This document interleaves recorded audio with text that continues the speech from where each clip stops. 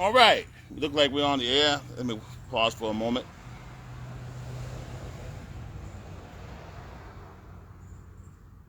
Wow, how's everybody doing today? This is Reverend Dr. Antonio Arnold. Hey, it is a lovely December afternoon. I can't even think of the month it is. What month it is? Today's Monday, Tuesday. I believe this is the 17th of December. Correct me if I'm wrong. I know the 15th was on Sunday. 16th was on Monday.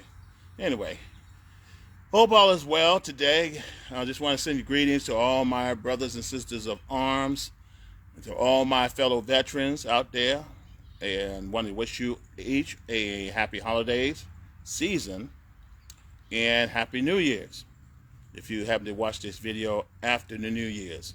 I also wanted to take this opportunity to answer some questions. So welcome to my blog, uh, The Art of Filing for Veterans Disability Benefits. That's what I call it, based on my book.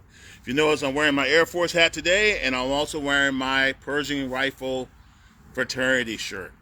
Those who don't understand what is a Pershing rifleman, Pershing rifleman is part of an elite drill team, collegiate level in college, and we perform trick drills founded by John Joseph Pershing in 1894. And so if you have a child who's in ROTC, who's looking to be inspired to do great things for the military or for our community, you want to do some community impact work, the Pershing Rifle organization is the way to go. And if you ever wanted to find out information about the National Society of Pershing Rifles, just type in National Society of Pershing Rifles.org, or just Google Pershing Rifles and it'll take you there. Okay, I've been with this organization since 1988. I'm very proud of this organization. I met some of the most wonderful people. A lot of them are active military, National Guard, reservists, a lot of them civilians or retirees, a lot of them veterans. So speaking of veterans, let's talk about veterans, okay? Now that we got that apart. And just want to be transparent with each and every one of you, that make sure we don't have no misunderstanding about valor. 3.5 years in the horse, and the rest of the difference was United States Army, Army Reserve, of course, Air National Guard. All right, been an officer, been an NCO, all together 18.5 good years. I'm still working on some of my correspondence courses being converted into a year to months, and trying to get some other years, because I did 22 altogether, but my good years is 18.5. So I got the pictures to prove it. Anyway, guys, I want to answer some questions to, if any veterans out there who may have a question. And also just want to let you know, I have published four books. The Art of Filing for Veterans Disability Benefit. This one is part 2, okay? It covers a lot of information that I'll probably just touch on just a little bit. And there's a 6x9 book that's available on Amazon that covers step-by-step instruction on how to file for veterans disability benefits. Many of you are having a hard time understanding the process, okay, to file disability benefits. Also, this is a more advanced book, more detail. The Art of Filing for Veterans Disability Benefits. It's in full color. This book covers a lot more detail. It does have photographs in it, and I'll go over this book in a little bit to help you understand. Because there's so many veterans who are still not receiving what they deserve. There are so many veterans right now not receiving compensation. There's a lot of veterans not receiving pensions, okay? Some of them don't qualify for military retirement because they may have done 3 to 5 years. They may have been drafted during the Vietnam era or Korean War era. And after their time was up, they left military service.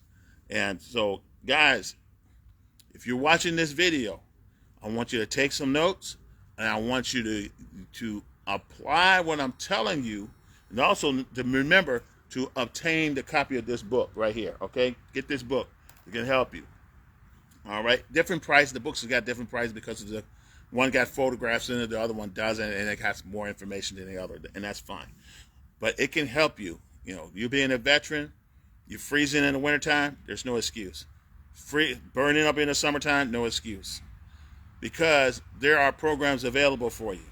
If you have a car and you may have one loss of use of one or two limbs, there's no reason why you should not receive help to alter your vehicle without a significant cost to you, so you can still maintain some order of independence and some order of well, the bottom line is independent living.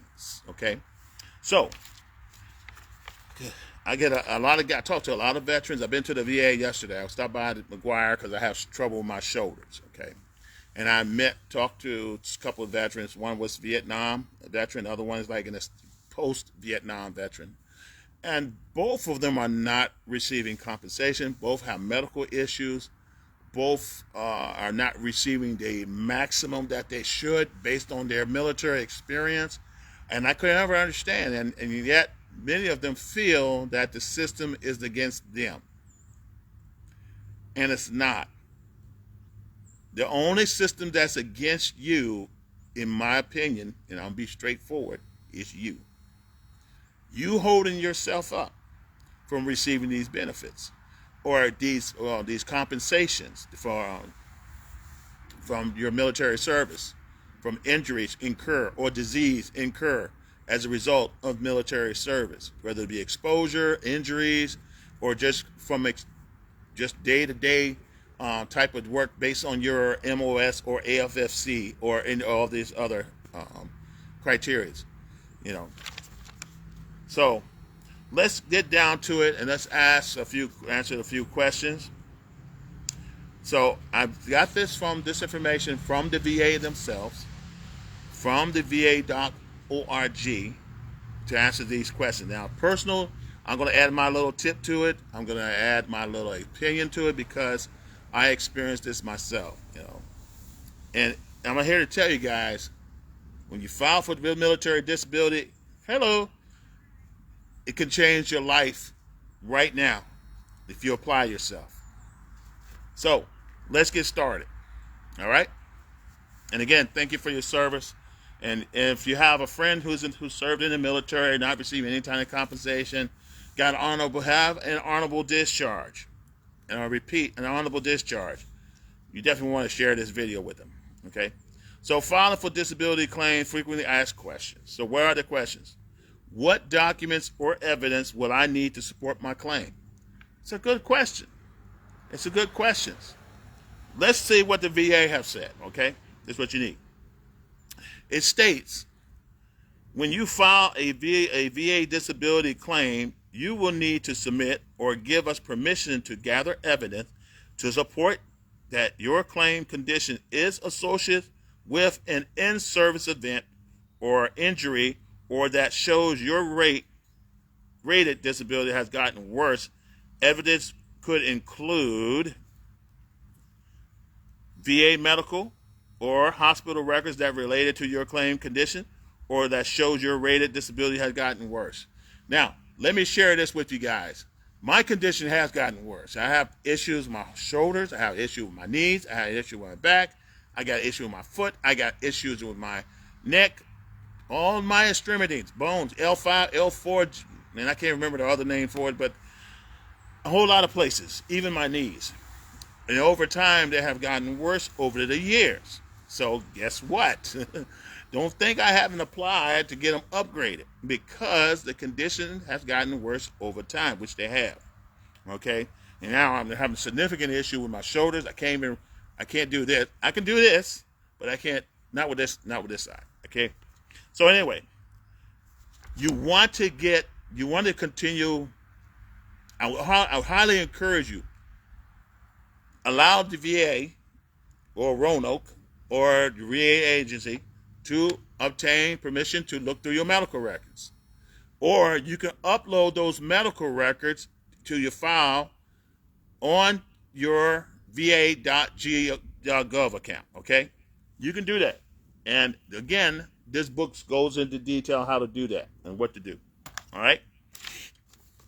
So you upload those medical records. You can obtain them, or you can have them sent to McGuire, not McGuire per se, but to the VA administration offices, which is in my case is Roanoke, Virginia, my region. You definitely want to make sure they have access to your medical records. Now, let me share this with you. You want to be consistent about getting help. You have any type of injuries or type of issues going on with your health as a result of your military service, you want to get help. See it by seeing a professional physician, your primary care physician. You want to let them know, hey, I'm going through this, and you want to be, hey, and you want to get treated for it, okay? Same way your active duty military records. You want to go to a doctor. There's a form you have to fill out, okay? You want to provide those forms from your military hospital, your clinics, your base clinic, or your post-VA clinic through the VA. You want to provide as much as possible of your record, as much as possible, okay? You want to get them all. Give them all. Now, I understand back in the days, because I had that problem, experienced that problem. Hey, I fell off a 50-foot rope, nearly broke my neck while I was in basic training, injured myself. A day later, I had to go to the hospital to receive treatment, and I was walking on crutches, and I was on profile, okay? Excuse me for a second. While active duty, I was staying at the hospital at Fort Benning, and I was on profile from training, okay? And of course, I got better and went back to training and finished my basic and AIT. But that being said, the military put your medical records on, not on hard copy paper, but on carbon paper.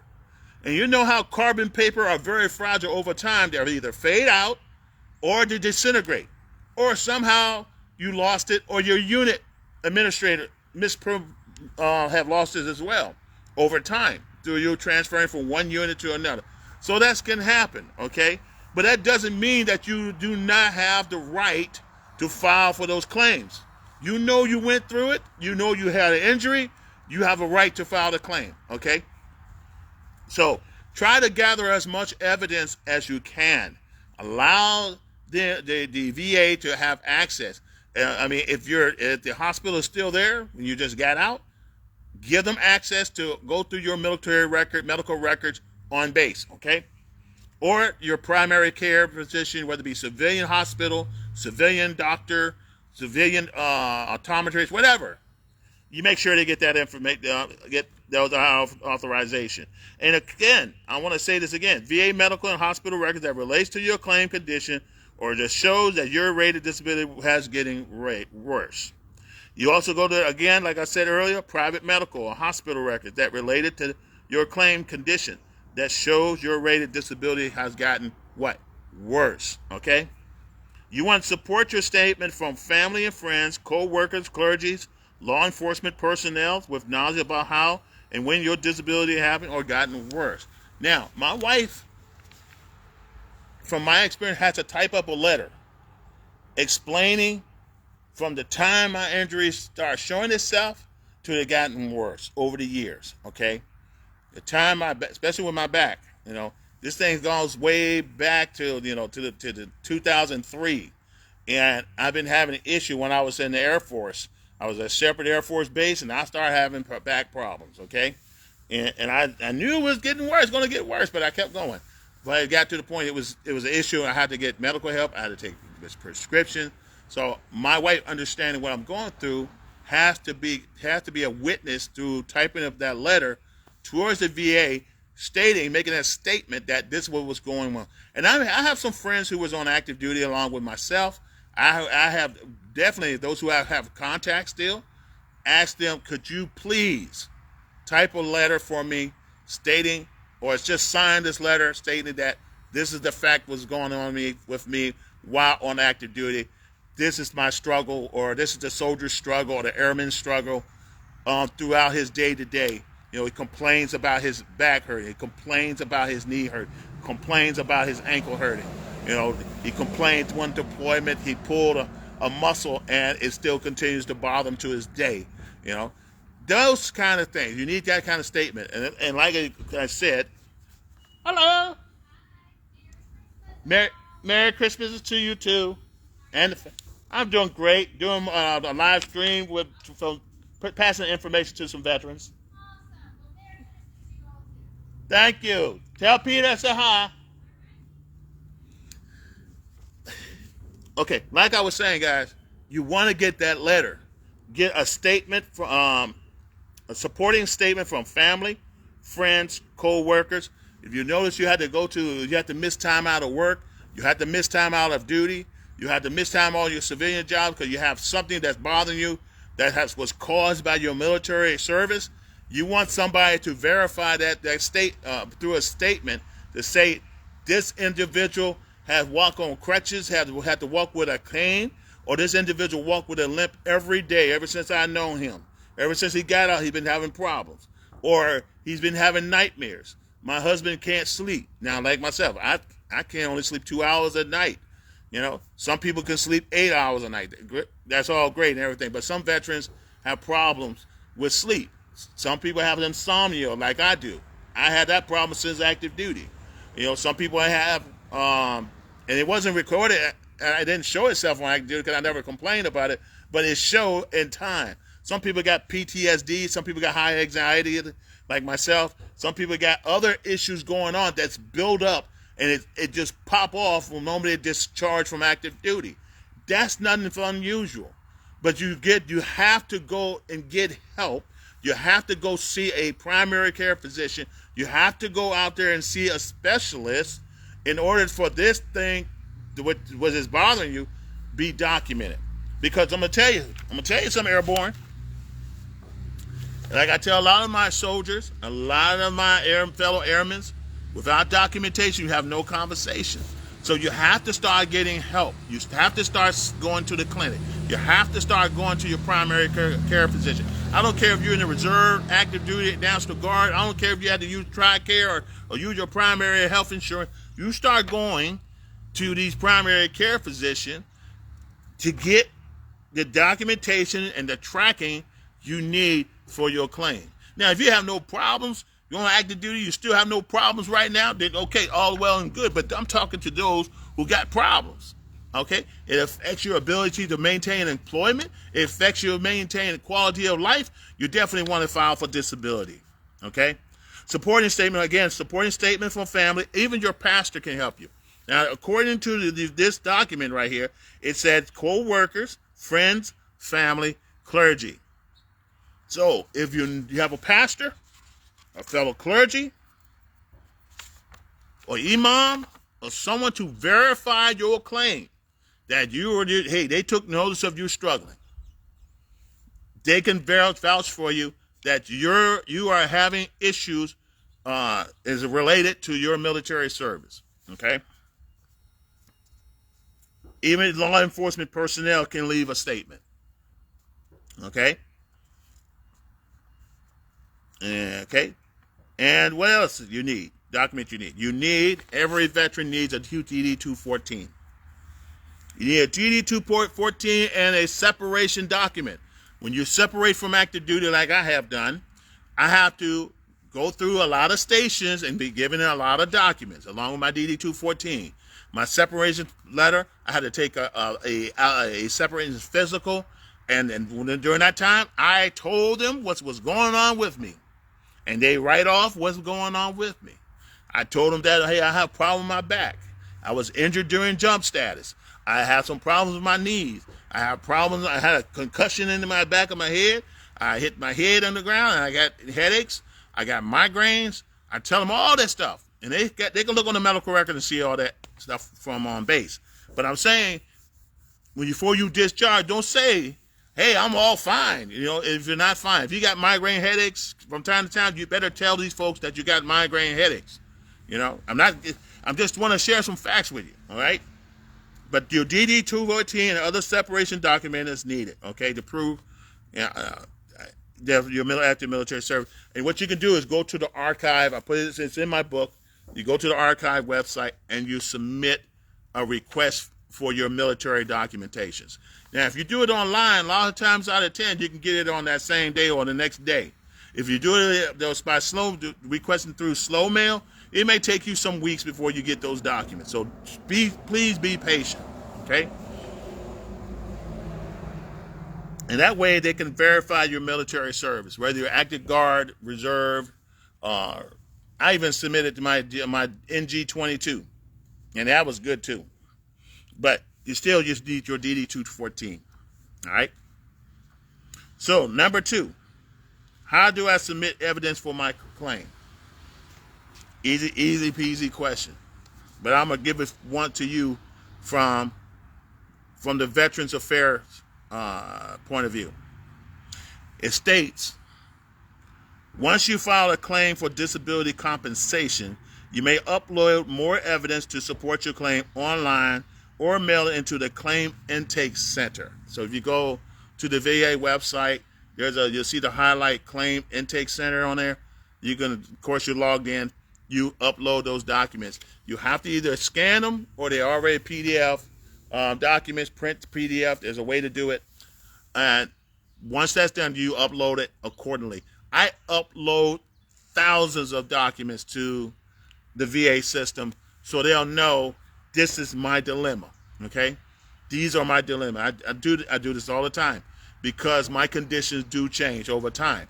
So it's my responsibility and your responsibility to ensure that all those proper documents are uploaded and sent to the VA. Because I'm here to tell you,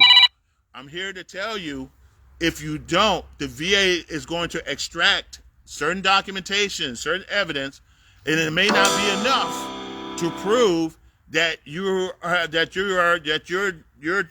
injuries is for disability claim. It's the military or the VA is responsible for paying you that claim. Okay. So you definitely want to get your evidence, supported documents uploaded as soon as possible electronically. You can mail it. It'll take slow mail. That's fine. Or in some cases, you can fax it. I have done that myself. You contact the VA representative and whatever your region you live, you fax that information to them, or you email it to them. Or you better still upload it through your account. All right? So the evidence may include supporting documents like medical test results, doctor's reports. You definitely want to get a hold of your physician on that, get all that stuff. Other records. You can upload evidence to support your claim using our claim status tool. To learn more about uploading evidence, go to www.va.gov/disability and uploading /uploading and /supporting. Okay? You definitely want to do that. All right? You are encouraged to submit the evidence as soon as you can. And if you do not provide any evidence or information you need help obtain the evidence within 30 days. Okay? You need to get this done within 30 days. The moment you file a claim, you want to upload as much documentation as possible.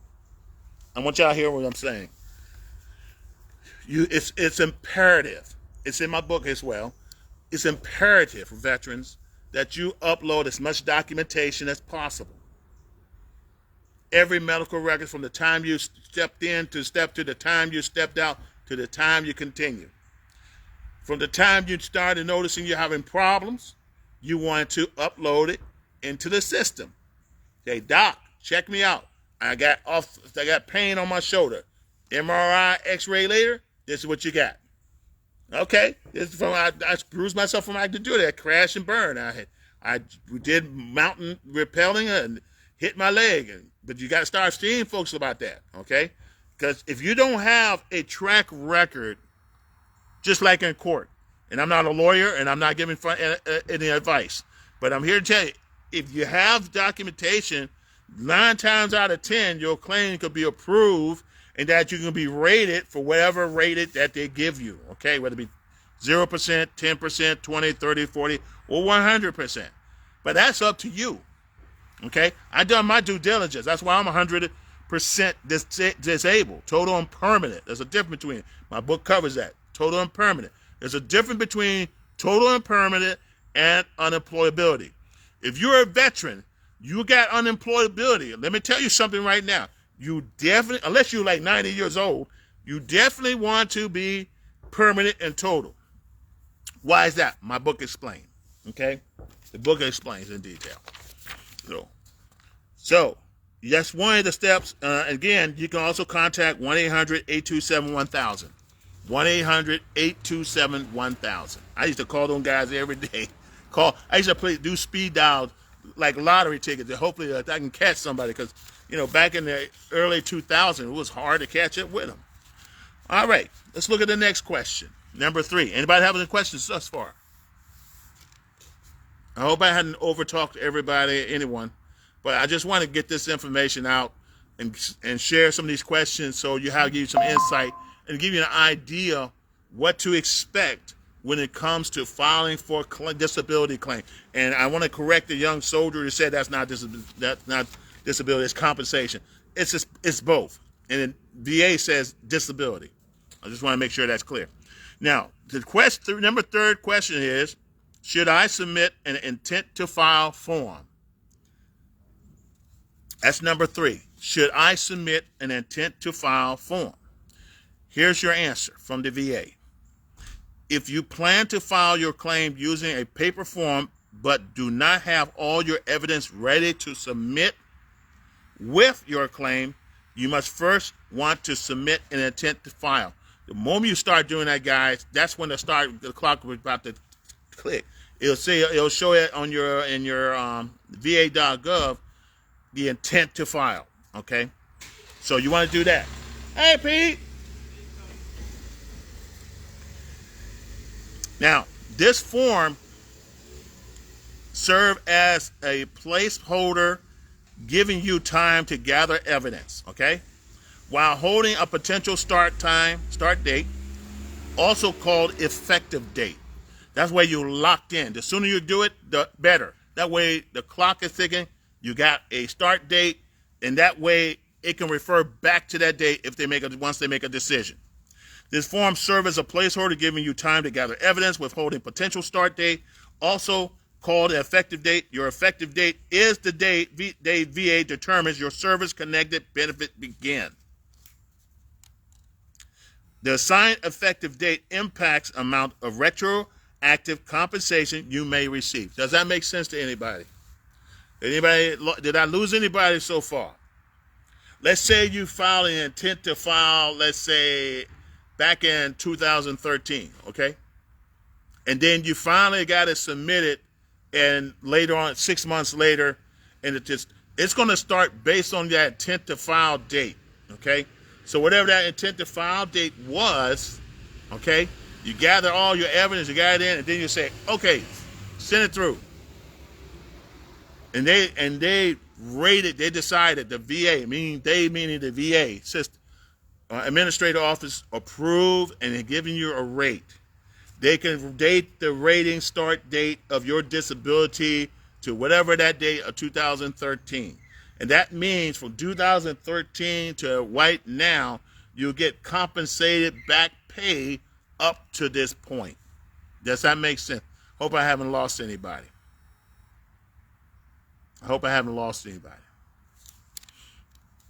All right, because that's for your service connected begins. So the assigned effective date impact the amount retroactive compensation. That means they're going to back pay you. Okay.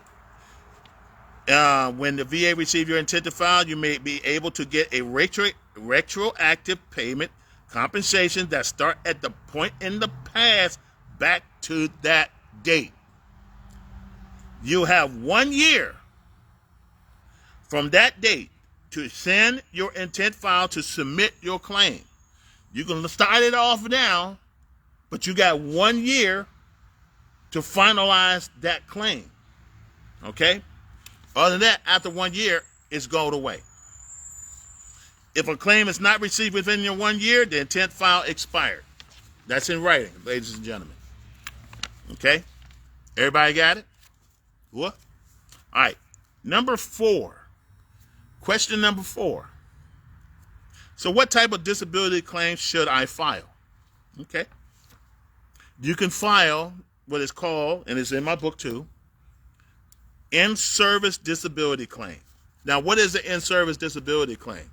In-service disability claim, it means that it applies if you got sick or injured while service in the military and have concurrent conditions associated with your in-service illness or injury. That's me right there, because a lot of my injuries happened while I was on active duty. Okay, but it'll be active duty for training, annual training, doesn't matter. While you're in that uniform, you get hurt, it's considered in-service disability. Okay? That applies when you got sick or injured while serving or in the military and have a current condition associated. Okay?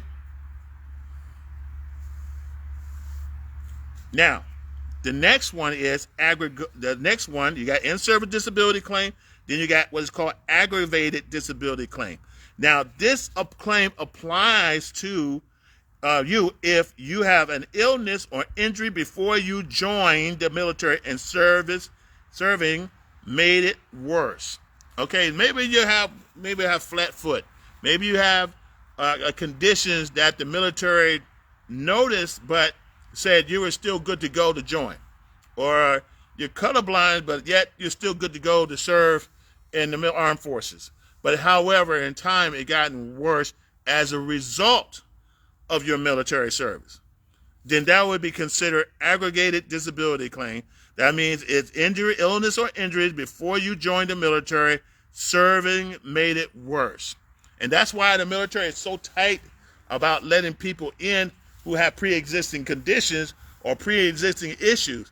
Because if you do, 9 times out of 10, they're not going to let you. They're not going to sworn you in. That's just how it works. Now, that's not always all the case all the time, because it depends on you and your condition. You know, and the person or the medical personnel who's at the MEP station looking at you. Now, let's talk about post-service and presumption disability claim. Post-service, you did your 20 years, you did your 3 years, you did your 15 years, you did your 8 years, you did your 1 year, and that's it. This applies if you are have a disability related to your active duty service that didn't appear until after you ended your service. Hold on for a second. Got another aircraft. I don't know, it's a 740. It looks like it's coming in it's slowing down and pitching. I wonder if it's going to pitch left or right. I guess I'm right under an airspace. Anyway, it's all good. Getting a little cool out here too. Now, this post-service presumption disability, you're fine. You came off active duty. You're HUA. Or you discharged from the Army Reserve, Air Force Reserve, Air Guard, Army Guard, Coast Guard, Navy Reserve, Marine Reserve, Active Reserve, or Active Duty, AGR program. You got out. You were fine, and all of a sudden, you started having issues. You started having migraines, started having nightmares, started having, you can't function, started having twitch, started having pain in your back, pain on your shoulders, pain in your extremities, and you couldn't stop it, or you couldn't breathe. You stop breathing at night when you sleep, and you have no control of it, or your ears ringing like crazy, or you can't hear, you need a hearing aid. You didn't notice, all this was not apparent until after you came off active duty. You start having pain in shoulders, pain in your back, pain in your hands, pain in your foot, or your knees weaker, you fell down a few times since you got off active duty. Well, that's post-service presumption of disability claims applies to you. You can be fine today, and about a year, less than a year later, you have problems. A lot of veterans miss out because they think because they were fine when they discharge active duty service, and they believe in their mind that they have no issues during that time when they discharge, and then that they're feeling like they're not eligible to file. And that's not true. I'm reading it from black and white. It's called post-service presumption disability claim. You can file for that. Okay? And you still have to make sure you have your medical records.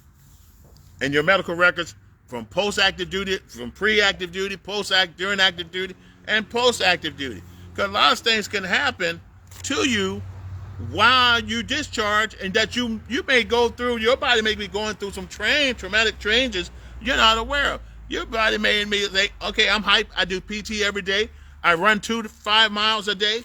I never noticed that my bones were rubbing against bones. I never noticed that I had herniated disc. I never noticed that my back was going to give me a problem. I didn't know I have a need for back surgery already.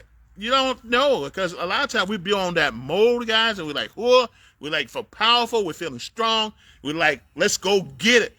And then when your body start relaxing, you don't get up at 500 or 400 anymore. Your body's relaxing to civilian mode, and that's where all the pain and suffering comes out. Trust me, I know. So you definitely should file a claim. Okay, now here's another one, increased claim. This applies to you for already service connected for disability and it has gotten worse. Your service connection disability, you're 10% today or 0% today or 30% and it got worse. I'm gonna share this with I got high blood pressure. Okay, so I have high blood pressure, and I forgot the terminology for it, and I was rated for hypertension at 30% disability for hypertension. That's high blood pressure. Okay, and there's some other things too. And later on, it gotten worse. Okay, blood pressure got higher, had to go to the emergency room a few times. It wasn't a heart attack, and then I noticed I have angina. I was diagnosed with angina, which is enlargement of the heart and dealing with high blood pressure and hypertension. It deals with that. And I'm taking blood pressure medication every day. And my doctor always checks for my heart to make sure it stays stable. A lot of times it goes up and down. So it's a consistent, thing. It's not like you're 20 years old anymore. So I have a major problem with my heart. So I filed a claim to increase it. Why? Because they're responsible for the stress I had to go through. All right. So as a result, I filed a disability claim to increase, which I always do, to increase my rating for my heart. Sometimes I do an increase for my spine, for my neck and my back, especially after going through another surgery. Yes, sir. You go through a surgery, you go ahead and file a claim to get it increased. Okay? So that's what I have done, and that falls under the category of increased claims, increased claims. The other one is called secondary service connected claims. You can choose that if you want. The secondary service connected claims applies to those who have a disability that is related to a condition that's already service connected.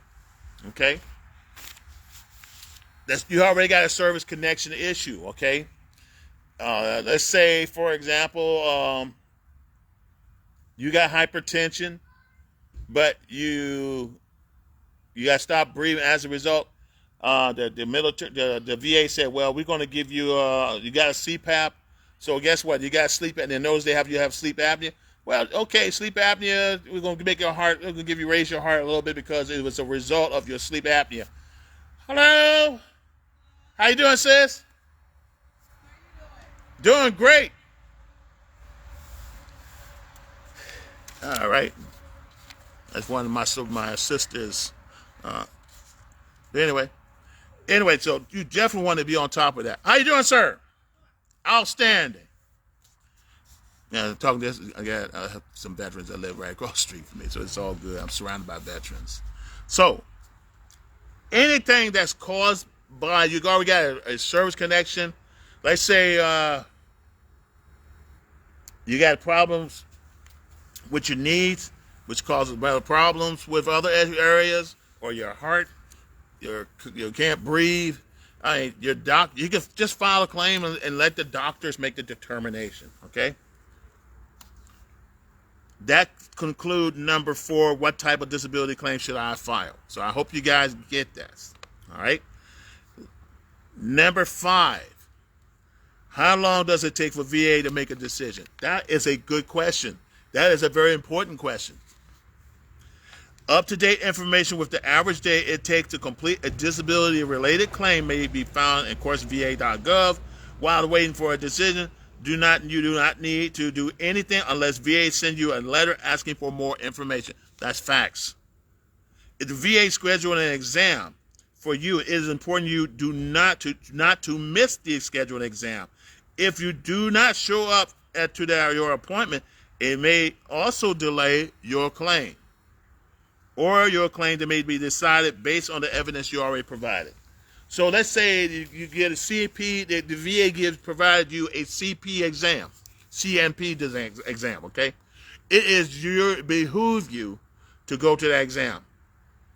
It behooves you that you make every effort to make that exam.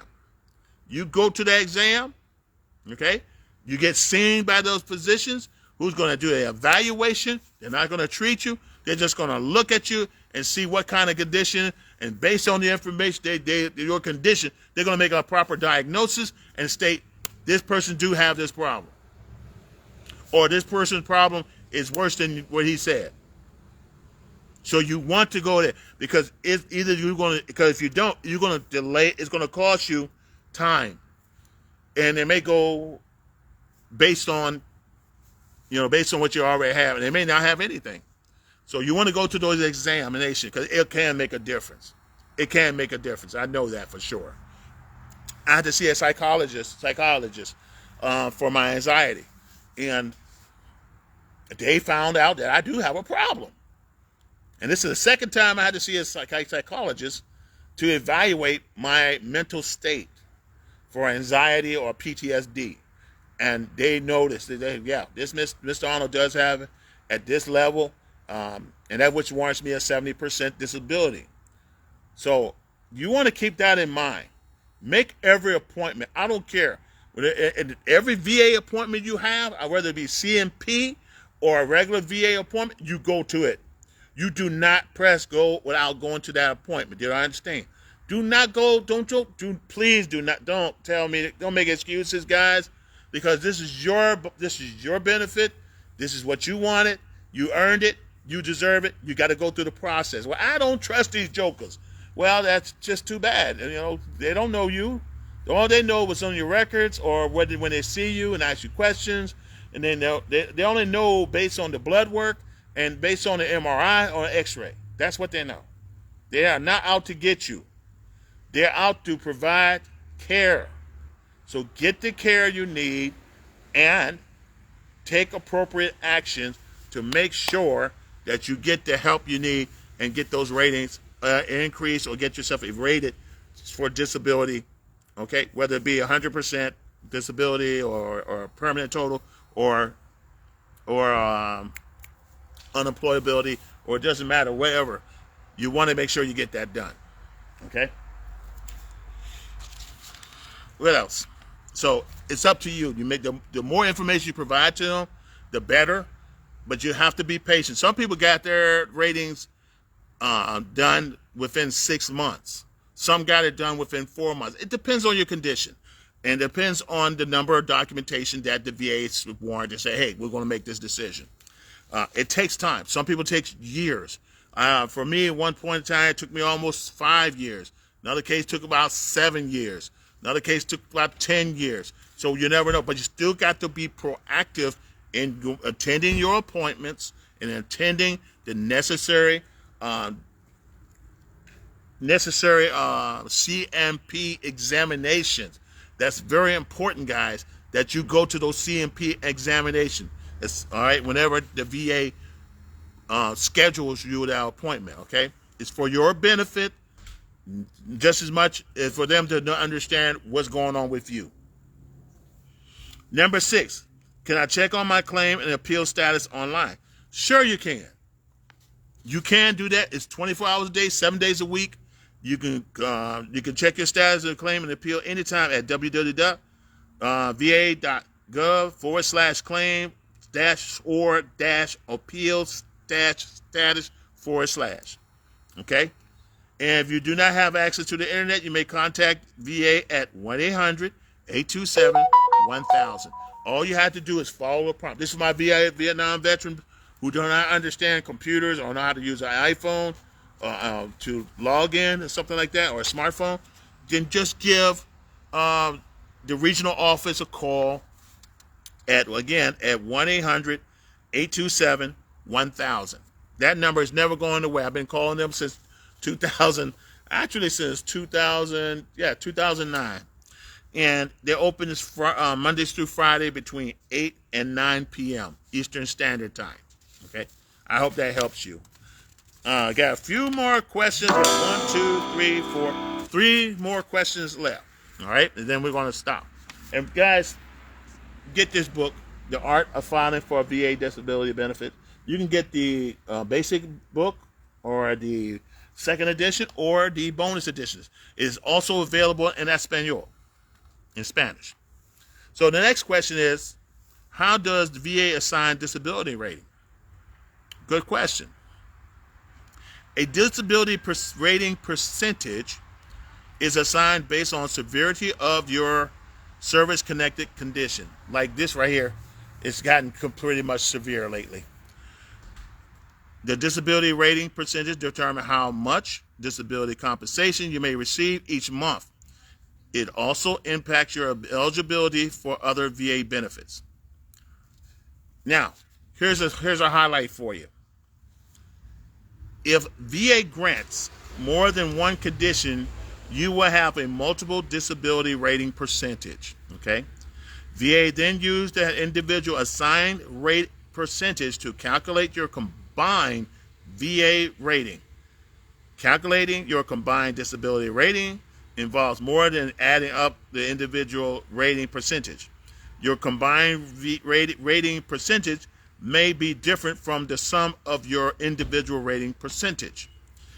To learn more, disability rating, or to calculating your combined rating, visit www.va.gov/about-disability-rating/.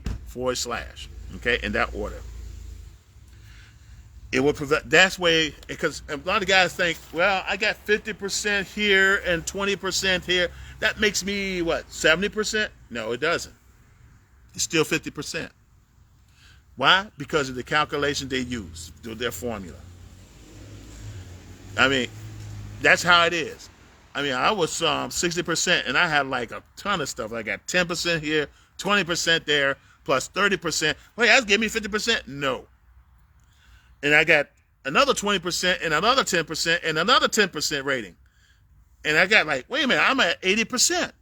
No, you're still at 60% based on those calculations. So please do not be disappointed based on that.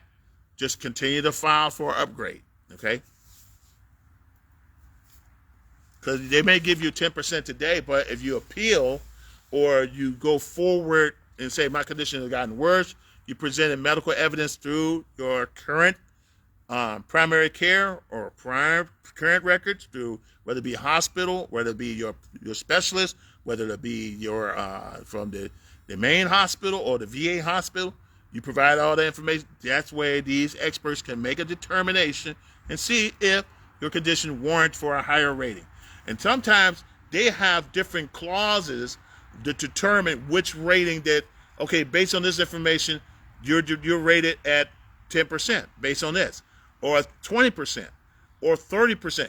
Well, you're 30%, you should be able to do this. If you're 50%, you should be able to do this. This is what you're going to do. Anything over 50%, it has to be a little worse than that, okay? So you definitely want to keep that in mind, ladies and gentlemen. All right. Number 8, we're almost done. Will I need to report to the VA claim exam? Yes, you do. After you file your, I'm going to tell you that straight up. You have to. After you file your disability benefit claim, and it's getting dark, so I'm about to leave.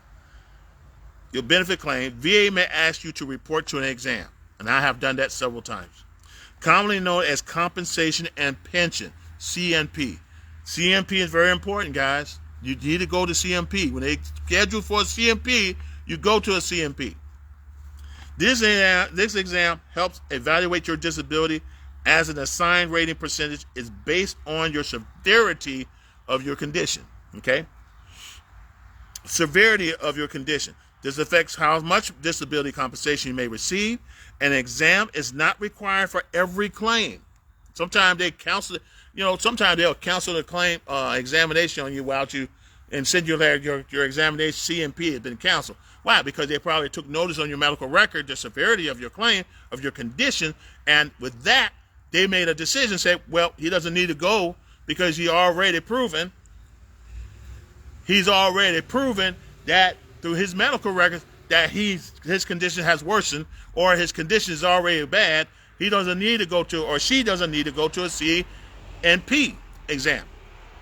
And there's other cases where they said this person needs to go to the CMP to get evaluated, and that person needs to show up. So you need to go. All right. So it determines how much disability compensation you may receive. Of course, the exam is not required for every claim.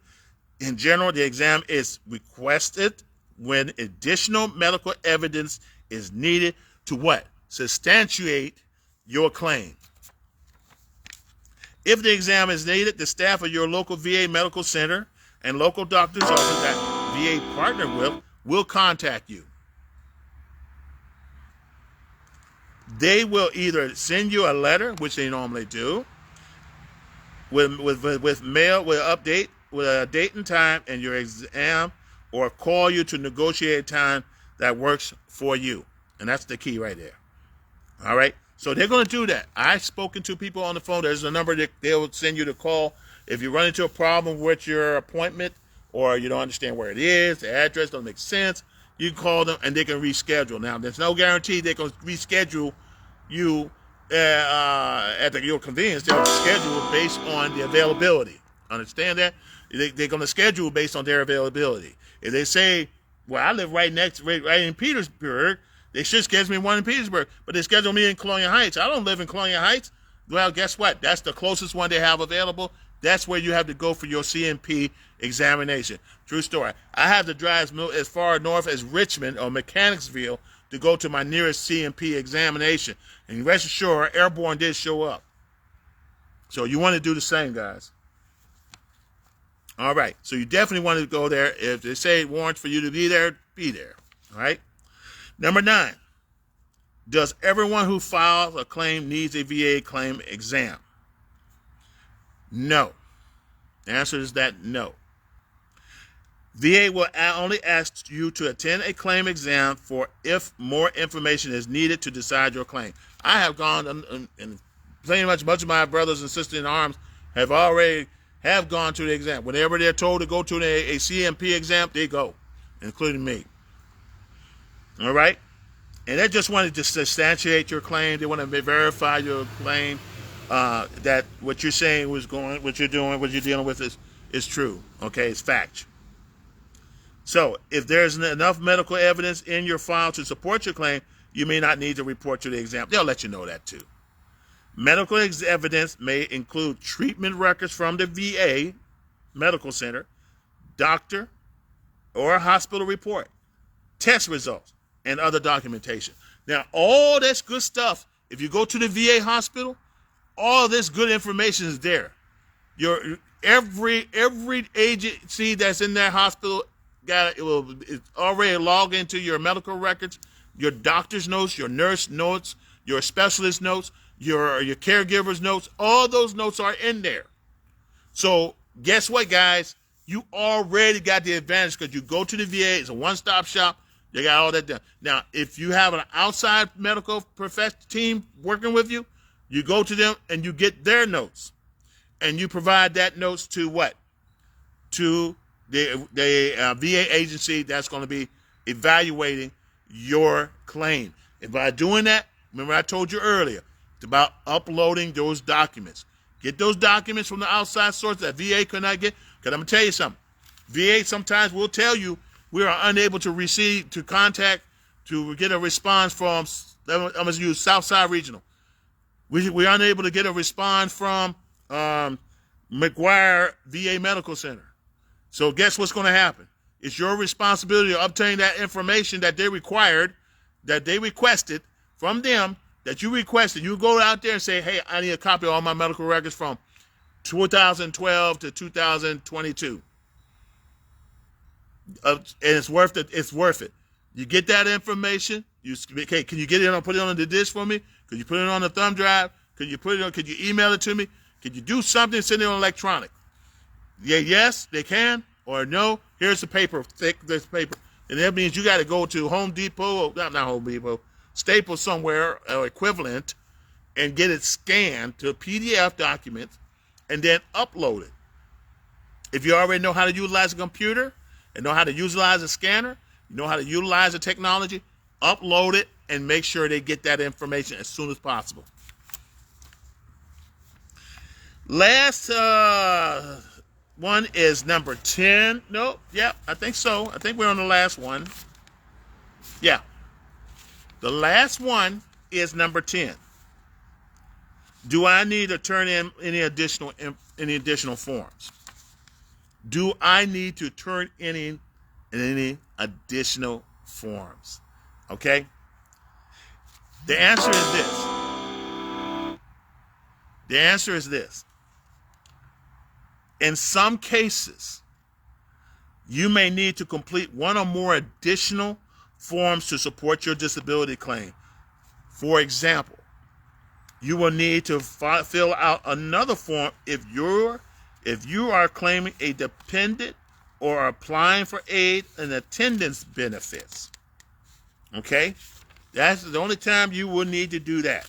And I think for what I understand here, what you need to turn all service treatment record, personnel records, VA assistance obtain these records if they identify the guard reserve. You need to turn in all those documents, okay? And it's all right here. And there's a step for everything, guys. And I already covered everything you need to know thus far. And I hope it's helpful. I hope this is helpful. To answer the frequently asked questions for veterans in filing for disability claims. Remember, it's imperative that you provide as much medical records as possible. It's imperative if they require you to attend a CNP, to go to the exam, get a CNP exam. It's very imperative you go. It's very imperative you go to every appointment that your physician has set for you in advance. So that way you have a track record, okay? So guys, that's pretty much it to it. Hello, how you doing? Awesome. Great day for a walk. Get some exercise. You all enjoy your day. So again, guys, get this book, The Art of Filing for a Veteran's Disability Benefit. It's available on Kindle, through Amazon.com. The basic one. There's a 6x9 book that's $15. That's available on Amazon. Or you can obtain this copy right here. Now, this one does not have no pictures in it, but it has a lot of information. It has the forms, and of course, a little bit about yours truly. So you definitely want to get this book right here.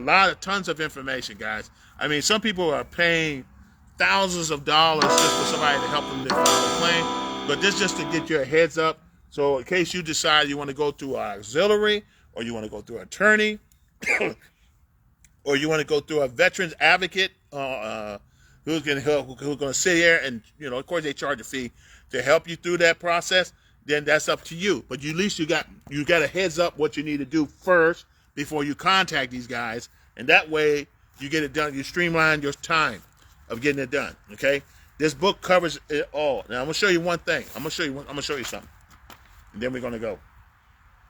And the bonus book. In this bonus book, I know it looks reverse. In this bonus book, it covers a lot more. So everything I'm offering through the book is like in different stages of information. And some information is a lot more in depth than other. Some of you guys may need to get a vehicle upgraded so you can drive it. Some of you may need let's say if you have a CPAP, right? And you need that CPAP or a heart monitoring machine. and you need additional power because you live in a rural area that can lose power. You need a Generex. Well, guess what? Generex is on here. Okay? You can get a Generex. All right? You can do that through the VA. You need your HVAC fixed? Why? Because that's dealing with life. You're going to have a heart attack, you get too hot, you got low blood, and you get freeze to death, and you get too cold. You got benefits. This book covers that. Your resources. You need access in your kitchen. This book covers that. Okay? Let's say you need a new shower. I'm going to show you, this is mine. Okay, I'm going to get to it. If I can get to it. If I can get to it. Just a second.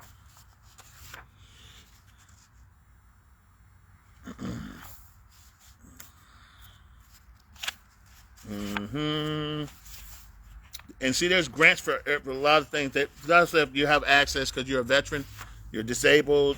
A lot of times, when you're being 100% or just totally disabled, opens a door to a lot of things. Now, this is my shower before. All right? This is my before shower. See that? This is my after shower. I got a handrail. I got a seat. I got chairs. And I got an adjustable shower head. Okay?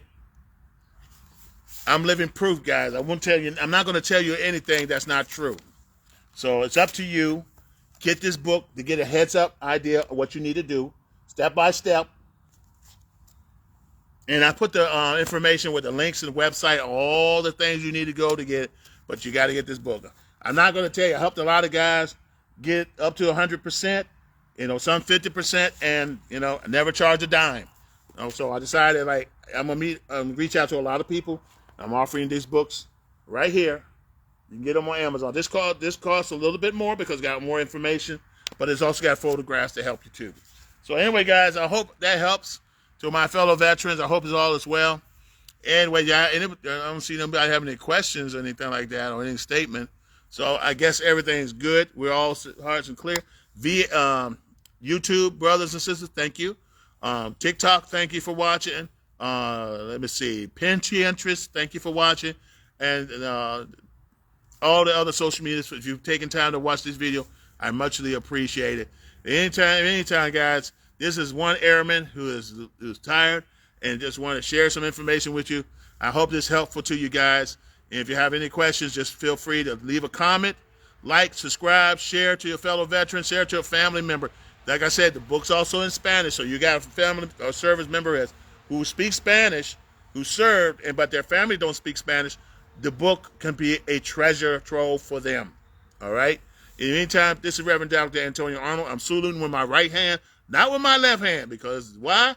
The video is a little off. So anyway, God bless you. This is this is Reverend Dr. Antonio Arnold, a.k.a. Beast Mode, Airborne, signing off. You all have a great day. I'll see you soon.